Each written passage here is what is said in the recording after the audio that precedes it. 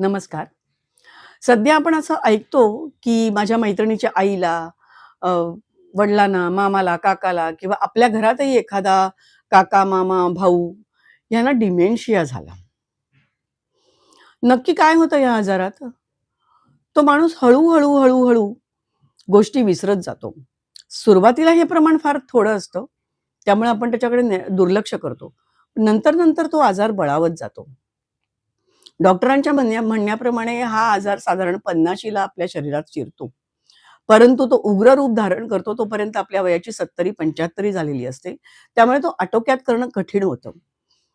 Unfortunately medical सायन्समध्ये ह्याच्यावर प्रभावी औषध नाहीये. त्यामुळे तो बरा होऊ शकत नाही.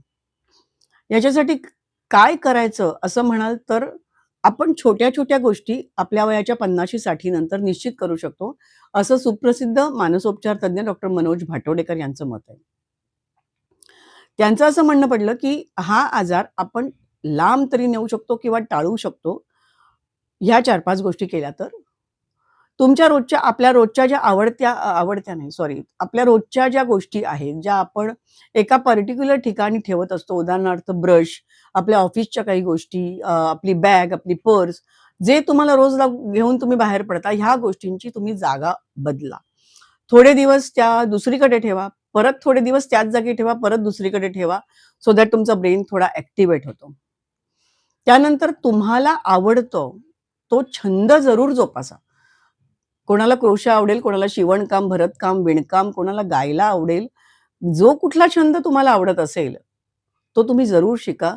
त्याचबरोबर एखादी भाषा शिका, ज्याने ब्रेन ॲक्टिव्हेट होतो. अशा आजारात काय होतं, पेशंट वर्तमानात नसतोच. भूतकाळात कुठेतरी जगत असतो, मध्येच वर्तमानात येतो. म्हणजे तो असतोही आणि नसतोही. हे सगळं मी सांगतेय यावरून तुम्हाला कळलंच असेल.